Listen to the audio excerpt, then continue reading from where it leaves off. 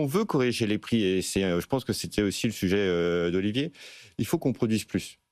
Il faut qu'on accepte de dire que la situation dans laquelle on est, c'est une situation voulue. C'est pour ça que j'ai commencé tout à l'heure en disant il n'y a pas de crise.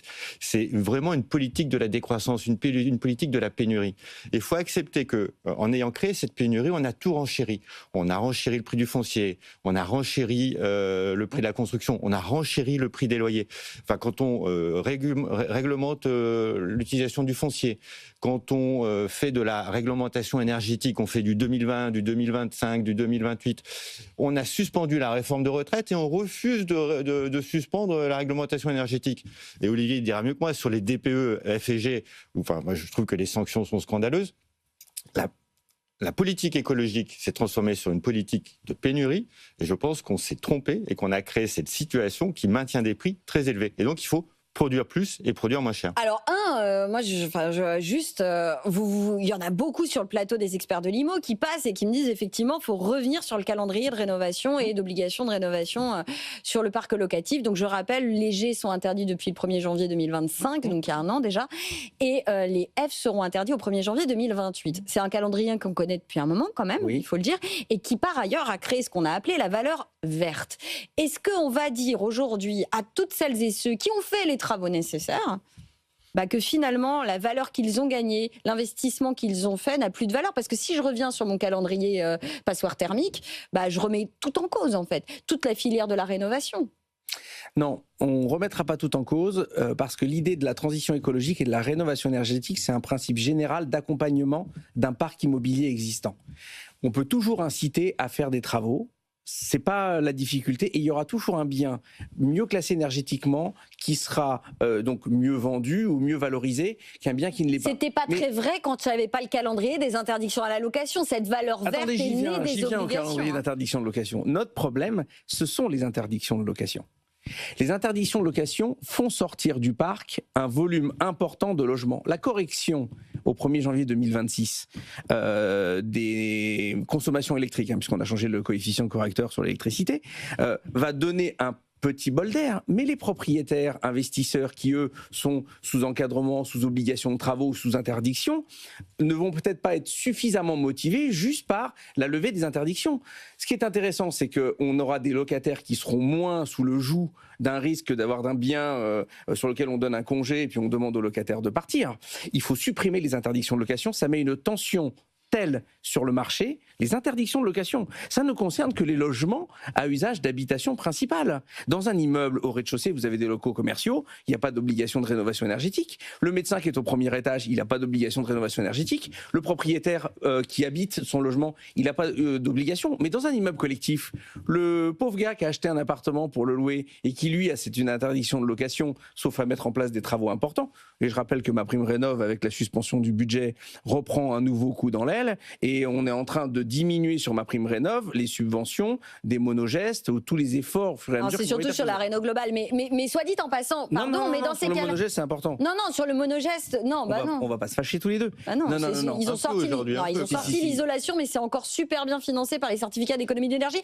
On fait une émission spéciale réno demain. D'accord. Je la conseille, Olivier. On va pas faire le teaser. Mais quand même, juste pour vous dire, il y a un vrai sujet, c'est que dans ce cas-là, que les propriétaires bailleurs vendent avec un prix décoté, et ceux qui rachètent auront les moyens de faire les travaux. Mais c'est le cas actuellement. C'est le cas actuellement. Mais si on fait les travaux, moi je me souviens de quelqu'un de chez Bail Rénov' que je salue qui me disait mais en fait si le propriétaire bailleur est contraint de vendre sa passoire thermique, il va le faire avec un prix décoté et finalement est-ce que c'est pas une bonne nouvelle pour celle ou celui qui achètera derrière, qui pourra bénéficier d'une décote et pouvoir mener lui-même les travaux. Et donc finalement, parce que l'enjeu c'est quand même de réhabiliter le parc, on parle d'enjeu écologique quand même. Non, mais nous, on parle de se loger, nous. Ouais, mais on peut commencer par ça aussi. Ce que l'on pense avec Olivier, c'est qu'un sujet de pénurie. La fin du monde ou la fin du mois, c'est ça. Mais là, en ce moment, on est vraiment dans ce cas-là. On est dans la fin du mois. Difficile. Et je pense qu'il faut trouver un juste milieu et supprimer les interdictions de location. La fête du neuf, c'est tout beau, tout neuf. On a un calendrier exceptionnel. 26, c'est une année électorale et c'est une année préélectorale, puisqu'on a les élections municipales dans 3 mois et dans 15 ou 16 mois, on a les présidentielles. On parle de quoi là, tous les trois? On parle de logement, mais on parle de logement. Alors avec Olivier, on est convaincu qu'il y a une pénurie et qu'il faut fluidifier le marché. Le logement, c'est quoi? C'est ce qui permet de trouver un travail, c'est ce qui permet de faire ses études.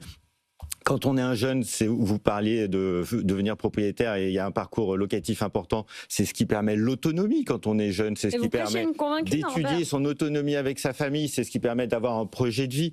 Enfin, c'est fondamental. Et face à ce sujet-là, on a exclu une génération de la propriété, qu'on le veuille ou qu'on le... Enfin, vraiment, il faut se dire les choses. On a exclu par une série de mesures contre les propriétaires en pénalisant la production de logements neufs. Et donc maintenant, la question qui doit être posée politiquement, et j'espère qu'elle sera posée, c'est est-ce qu'on veut produire ? Est-ce qu'on veut produire du logement ?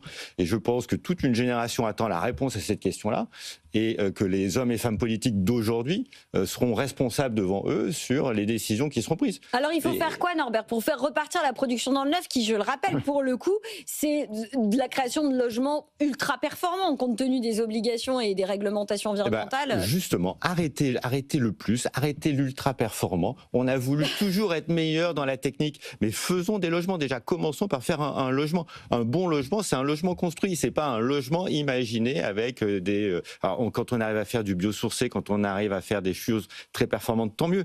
Mais on peut pas généraliser la production de logements, remonter à 400 000 logements, comme je pense la France en a besoin. Et je vous parle pas des 500 000, je vous parle que de 400 000 logements neufs par an.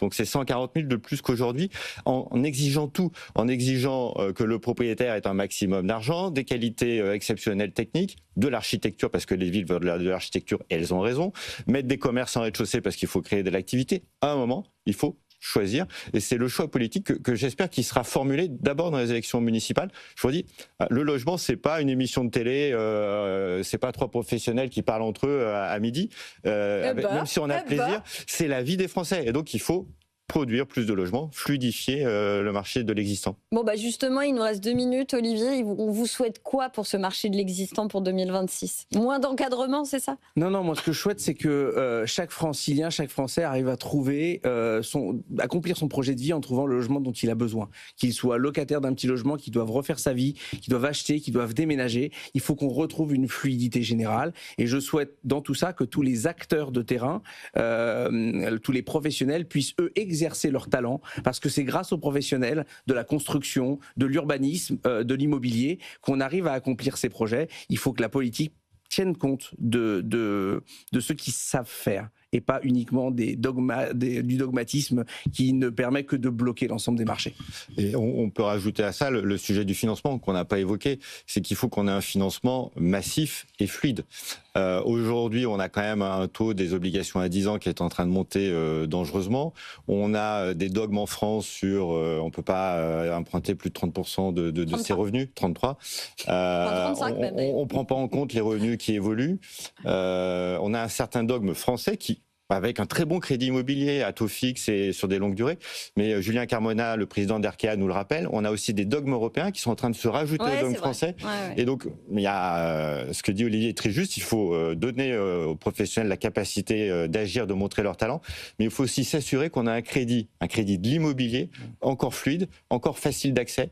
Et j'ai peur que les années à venir, c'est peut-être l'arbre qui cache la forêt, mais notre vrai sujet soit l'accès au crédit pour nos clients. Oui, ça on en parlera, ça tombe bien, j'arrête pas de teaser toutes les émissions de la semaine. On en parlera mercredi. On est dispo. D'accord. Tu veux demain et moi mercredi alors. Demain Réno, mercredi Crédit Immo, vous allez voir, on va parler de tout ça cette semaine pour redémarrer. Super semaine, et ça a démarré sur les chapeaux de roue grâce à vous messieurs. Olivier Principal, président de la FNAIM du Grand Paris, et Norbert Fanchon, président du groupe Gambetta. Merci à tous les deux d'avoir